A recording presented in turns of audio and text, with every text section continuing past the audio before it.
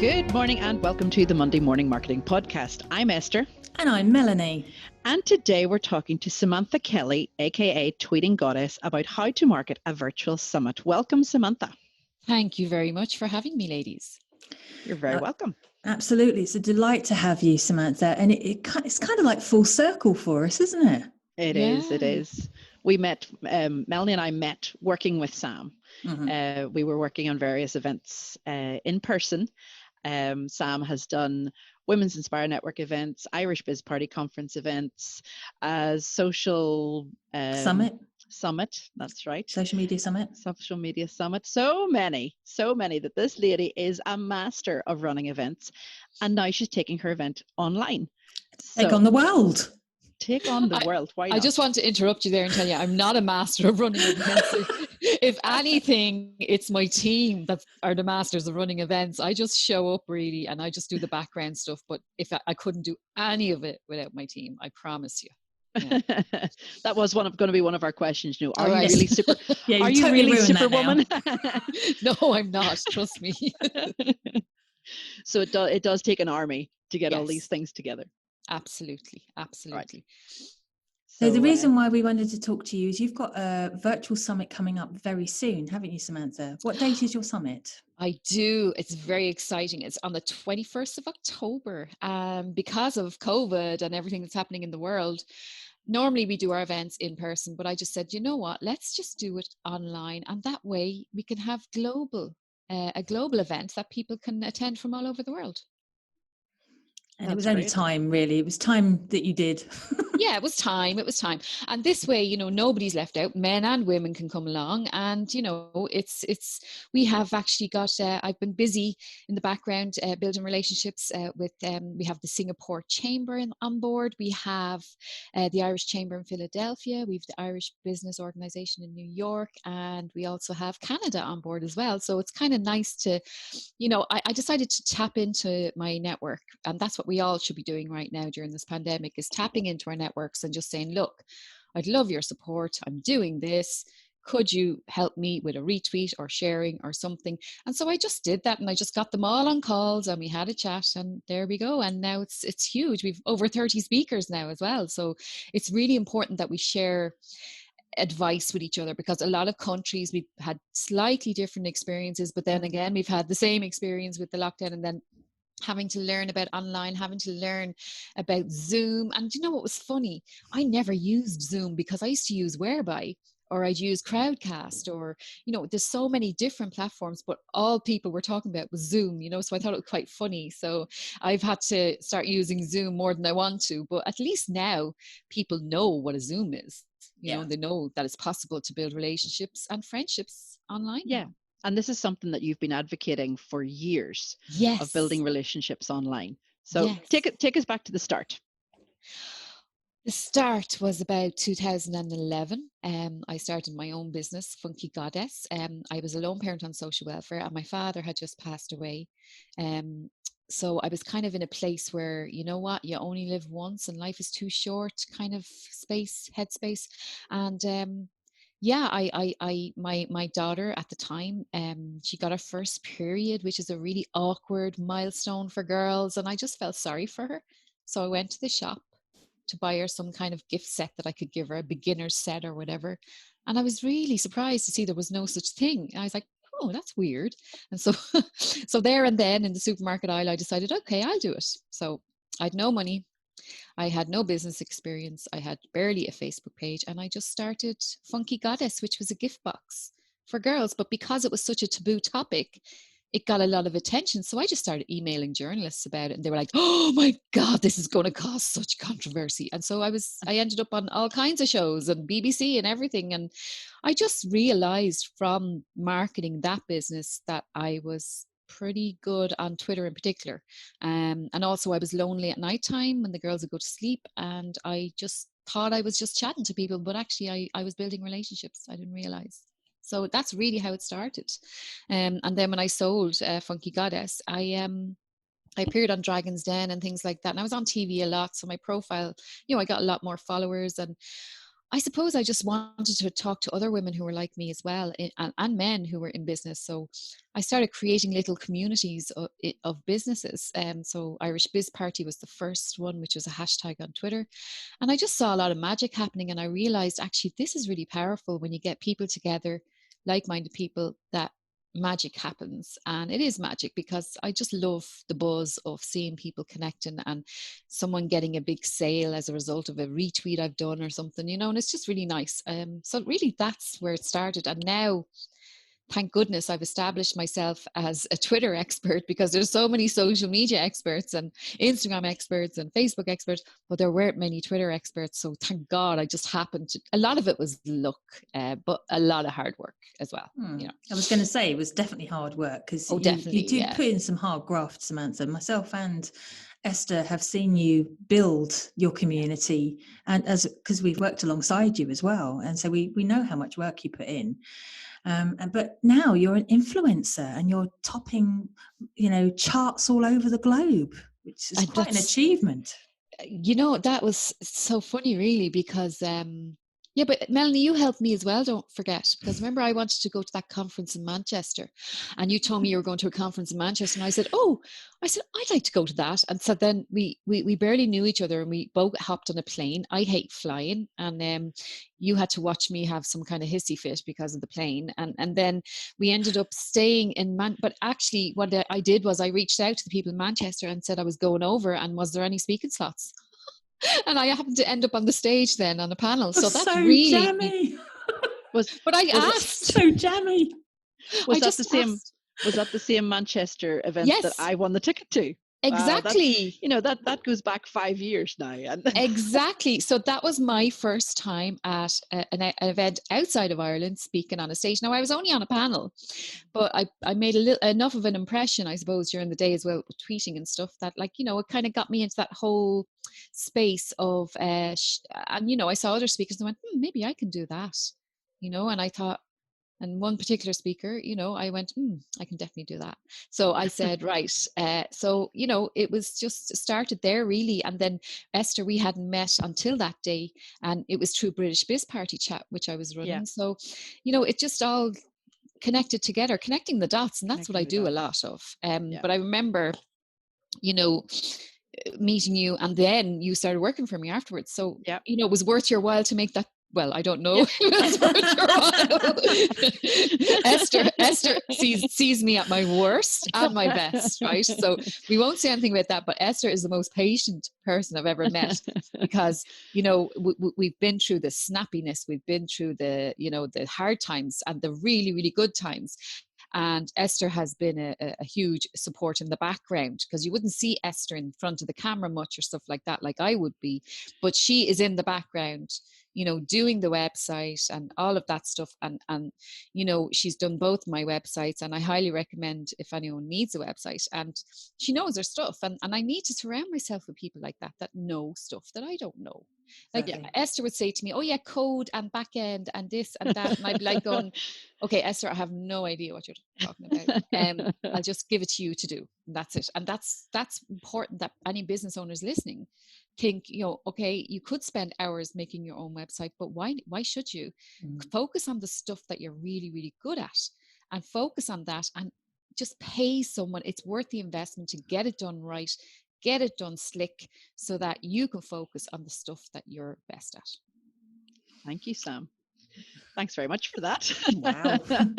Wasn't expecting any of that today. No, because we're here to talk about you. Just to second that, I'm also getting her to do my website as well. There you go. Yeah, you see.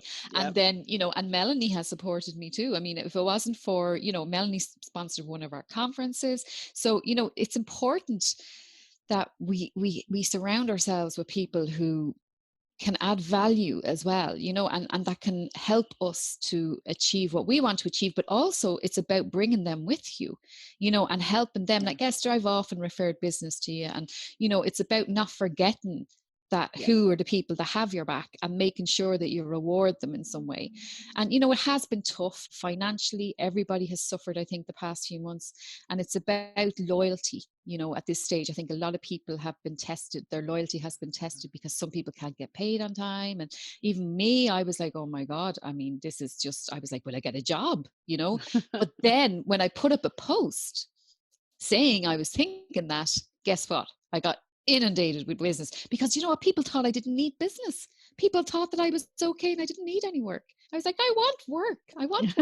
And so there you go. So it's funny the way people's perception, they see you being successful, they think you don't need the business. It's gas. Well, certainly the bigger you get, it's something that does happen. People see you posting regularly, putting up content, and they feel that you don't need it. And you know what? And also people think you're more expensive than you are. You know, they think, oh God, I can't, her profile's so big, I can't possibly afford her. And I'm like, really? It's like, maybe I'm undercharging. So anyway, it's fun. So back to virtual summits. But anybody can set up a virtual summit, can't they? Literally anybody. You don't have to be a well-known speaker or an international influencer, do you? No. And that's something I would suggest people do, especially in these times, is why don't you set up a little summit for your audience, for your customers that you already have, and find out from your customers what are the issues they're having problems with at the moment. So let's say their biggest issue is getting sales or online sales. Then get an expert to go on the summit and speak to your customers and help them with that issue. And that's really, anyone can set up a summit, but there's different platforms and stuff. You know, but so it depends.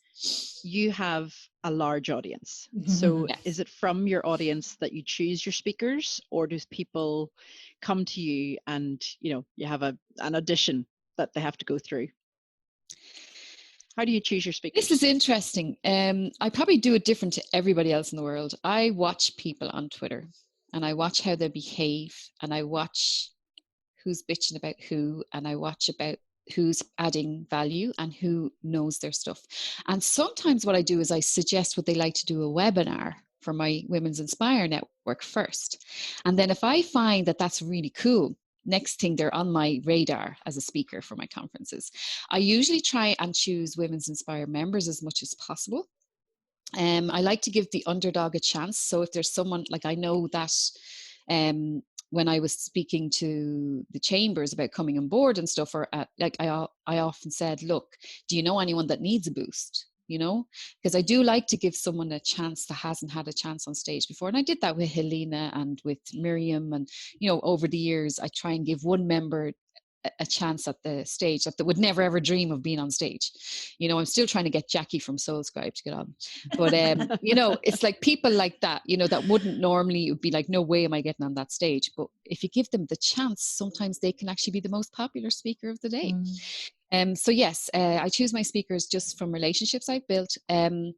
There are some speakers that I know are really, really cool that I might admire from afar, and I would try and get them, like Nellie Olson, Little House on the Prairie. I used to love Little House on the Prairie, and now Alison, who played Nellie Olson, is actually speaking at our conference on the 21st of October. And that started on Twitter, that relationship. You have no idea who follows you on Twitter, do you? You just don't really understand the audience. They may not even be actually following you, but they're watching you. Yeah. Well, I was watching her and I saw that she was having to cancel loads of things because of COVID. So I reached out to her and I said, you know, I'd love, you know, before that even, you know, I said, I'd love you to have, you know, she was talking about Irish connections. I said, why don't you come to Ireland? You can speak at my conference. And, and then COVID hit, and then I could see she was struggling.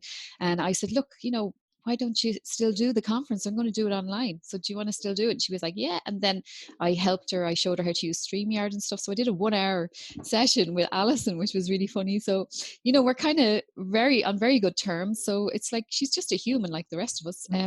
But I find her very interesting, and she's very funny, and she's very kind. So yeah, she's going to be speaking at our conference now about how she had to adapt, even someone, a Hollywood star, having to adapt to online, you know. Now, the topic of this year's, because you've done a few now, summits, haven't you? So, and you pick different topics each year. Tell us what the topic is this year, please, Sam. It was supposed to be leadership, creating new leaders by walking the walk. But because of COVID and the pandemic and the difficulties business owners are having at the moment, I like to add value according to what's relevant at the moment. And so I said, you know what, we'll call it leadership, but then we'll have a little tagline underneath saying how to get your business thriving online post-COVID. Because it's important to tap into the mood of the nation and of the world right now. And this is what people need help with. So people are not going to buy tickets necessarily just for leadership, but they will buy tickets for anything that's going to help them get through moving their business online. Yeah, and there's loads of different speakers. There's loads of different topics that are being spoken about, from wellness to sales to websites to, yes, I'm speaking at the conference. Yep, yes. And Instagram, LinkedIn, Twitter. So we have a lot of social media covered as well, which I think is very important. We also have Dan Gingiss, who writes for Forbes, and he's a customer service. I mean, I think we need to remember about our customers we already have. And I think a lot of people are so busy trying to get new sales, they're forgetting about the customers they already have, who possibly you could upsell to, or possibly could end up referring business to you. So I made sure, I know when COVID hit, the first thing I thought was, oh my God, all my members are going to cancel.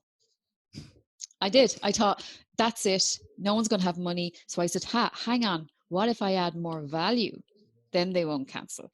And it worked, because I added 2 extra webinars a week. We did a lot of stuff. I got some of my high profile people that I knew. I interviewed them, like Mary Kennedy and Alison and so on. And, that really, I knew that that's the way I had to go. And I also did a lot of free webinars, and that was I'm exhausted, right? But I had to make sure I knew that it was important to stay top of mind and make sure that I showed that I was the expert in online, because I knew people were going to start moving online. Yeah. And you are the Tweeting Goddess. So are you only marketing this event on Twitter, or where all can people find out information about the event? How are you marketing it? Is there a strategy that you have in place? Well, normally Twitter is really where we get most of our sales. So I've started doing videos myself. I don't know if you saw, I even did one this morning when I came back from the school run, because the people that will come to my conference will be having the same life as I am. So I'm doing mostly Twitter. We have a Facebook event, Facebook ads, but to be honest, LinkedIn as well. And that's just from sharing, updates and stuff, and email marketing.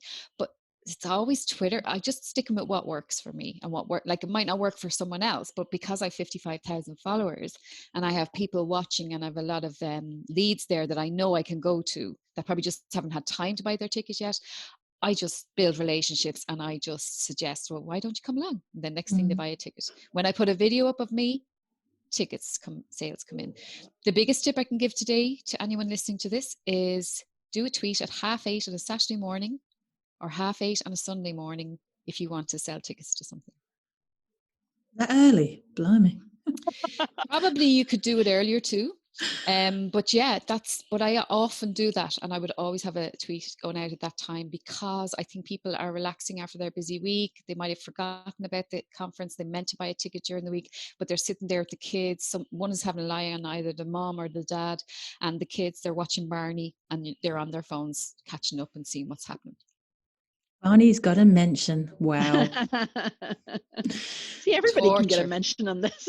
Torture, Barney. But yeah, it's so that's my members obviously as well. So if I think things are slow, which they're not, thank God, they're great now. But like if I do things are slow, it's time to look at different things. And I do find that when we've asked all the speakers to do video, when we have a PR campaign going out as well. So Tara Gillese is great. She got Alison on the 6 o'clock show last night. Things like that. So if it's not broke, don't fix it. Absolutely. And that's Tara Gillese of Gillese Communications, if anybody's interested. She is brilliant. Yes. Just last question, Sam. Pros and cons of going virtual versus in-person conference. Well, you're not going to get that in-person human connection, are you? But like, nobody can really do that anyway. You can't even hug people. And our thing was always, like Brian Fanzo would say, it's hugs, not handshakes, when we finally meet at our event every year. The pros are anyone can drop in. You can just go to the talks you want to go to. You don't have to sit there all day beside someone you don't particularly like or who's smelly or something. You can actually you can just pop in. You can be in your pajamas if you want to, and that's what's lovely about it. And then and also our virtual summit, you can watch the replays. The replays come into your inbox straight after the talk, so you're not waiting around for days for the replays. I really love it. It's very slick. And John McGarry, he did Social Selling Summit, and I saw how that worked, and I was very impressed, and I decided to use the same platform. So brilliant. And you're not limited to numbers either. You're not limited. Oh, that's a lovely plus. But the con is, I had to make it very affordable, €25, because, but because hopefully we'll get more people, it'll balance out. Normally the tickets would be €89, €90, but they're €25, which is nothing. That's even steal. One of those talks is worth more than €25. I agree. Absolutely. It's all about the value. Yeah. And so where can we find more about you, Samantha? If people want to learn more about what you do and how you do it and how to reach you, where would be best? Tweetinggoddess.com. I'm always on Twitter at Tweetinggoddess. I'm on Instagram, I'm on Facebook and everything, but really Twitter and LinkedIn is where I would hang out. So Tweetinggoddess.com. And what I do now is I actually train people if they want to raise their profile and how to successfully raise their profile online in particular. So that's really what I thrive at, and that's what I love. But the Women's Inspire Network, it's women'sinspirenetwork.com. If you go to the events section, you'll see the event there, but we're tweeting about it all the time, and the Instagram account is brilliant as well. So definitely if you want to come to the conference, I'd love to see as many people as possible from different countries. It'd be lovely, I think, and we're going to have lunchtime networking. So we can network online, and you can meet hopefully some of the speakers at the after party as well. So yeah, it's going to be very relaxed. All we want is that people will learn and share ideas, and the hashtag will be #Win20Global, and we'll probably be trending #1 that day. We always are, every year. We always, yeah. Well, thank you very much for joining us today, Sam, and all the best for the conference. Thank you so much. Yeah, and it's been incredibly insightful, and I'm sure our listeners will find this extremely beneficial. Thanks. That's us for this week, guys. Talk to you again next week. Bye-bye.